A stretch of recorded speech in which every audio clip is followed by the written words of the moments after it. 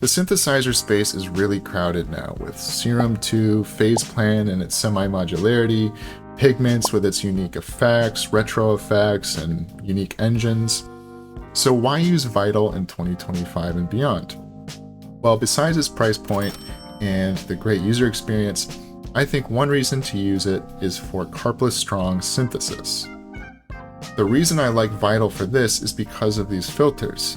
So I have a lot of different options for comb filters, flange filters, and within these filters I also have a lot of control. This can add a lot of expression to a sound, and it can also help you dial in a very specific sound. Let me show you what I mean. So here I have this cello Reese.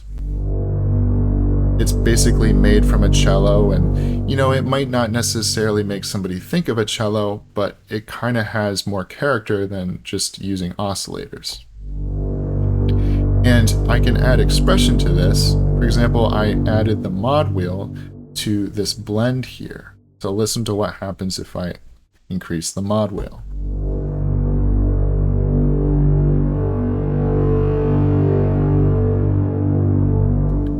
I can also control that through a macro just to dial it in if we want a specific type of sound. There's also this cut here.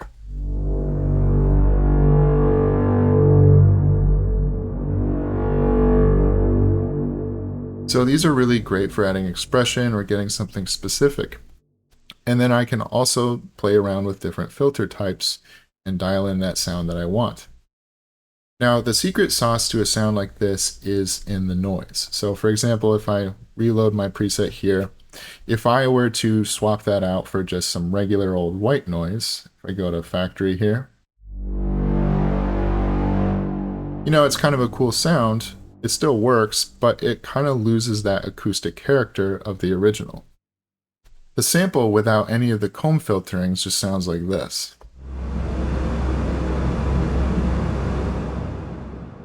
Then with the comb filter. So how do we make acoustic sounding samples like this that will really shine in this context? Well, I like to use samples of various different things. It could be anything. I'm going to use a cello, obviously, for this preset. So here I have this cello note, and it's a really great recording in my opinion because it's close mic'd, so we hear the friction of the bow against the string. And that's going to create noise. If it were really distantly mic'd, you might just get more tone. And what we're going to do with this is we're going to stretch it out, and we're going to turn down that tone so that we're left with just basically the noise, and then we can turn up the tone with the comb filter in Vital.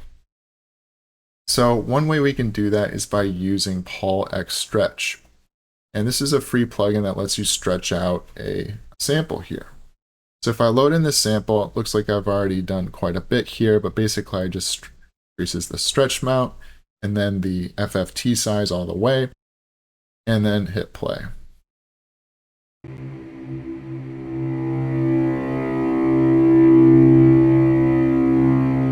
So more or less it sounds the same as the original, but it's just going to keep playing. A really cool tool on this plugin is this tonal versus noise feature. And this is something I featured in my overblown flute tutorial if you're interested. But I'm going to go through the process again. But basically lower values here will have more noise, and then a higher value will preserve just tone. So if I turn it all the way up, I'll stop hearing any of that friction of the bow against the string. Now that's not what I want. I want the opposite. So I'm going to turn this way, way down. And I'm going to compensate the gain a little bit. Now that sounds pretty good, but I don't want to do too much processing or I'm just going to get noise. And it's not going to really have the character of the cello anymore.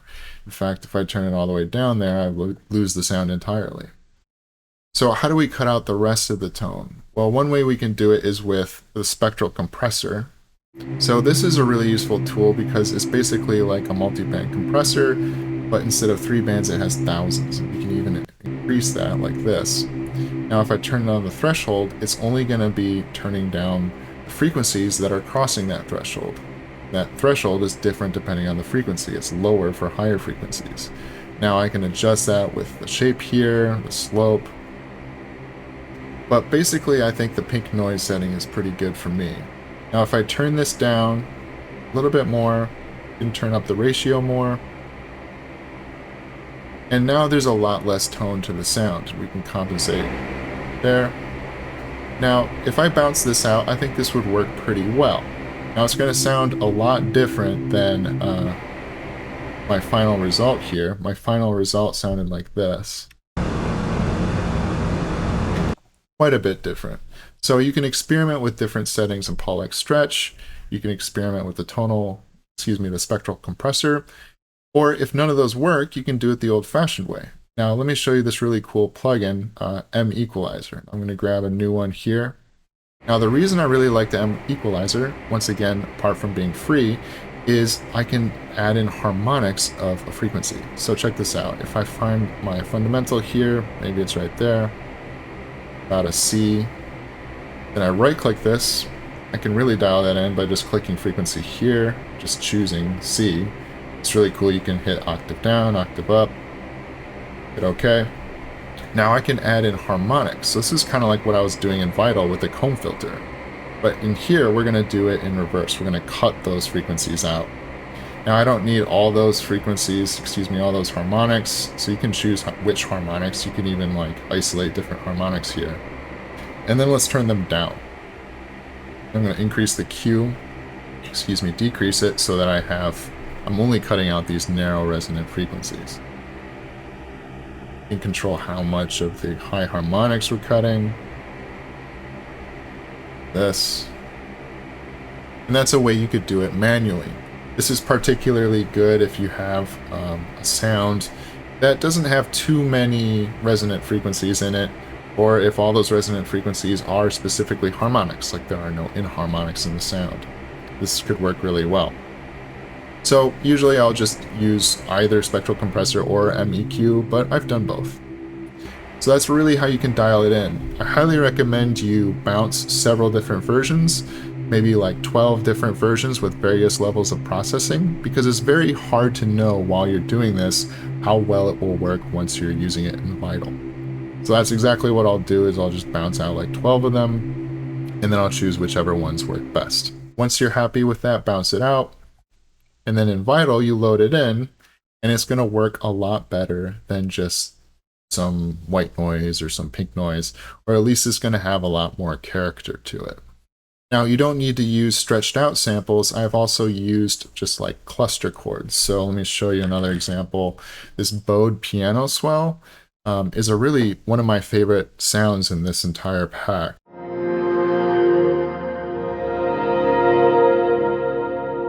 To me, that's such a beautiful sound, and you wouldn't believe how ugly the sound it's created from is. Check this out.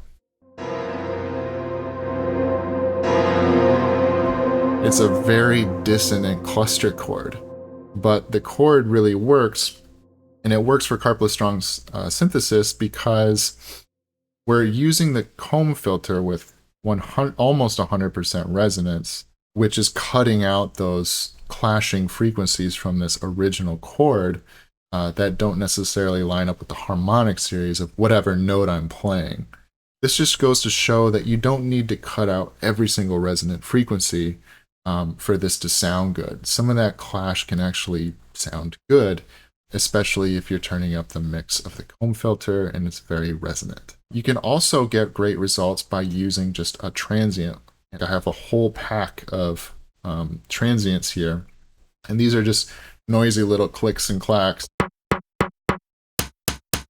that you can use with the Karplus-strong technique and just have like a little pluck sound. So for example, these pizzicato sounds that I made.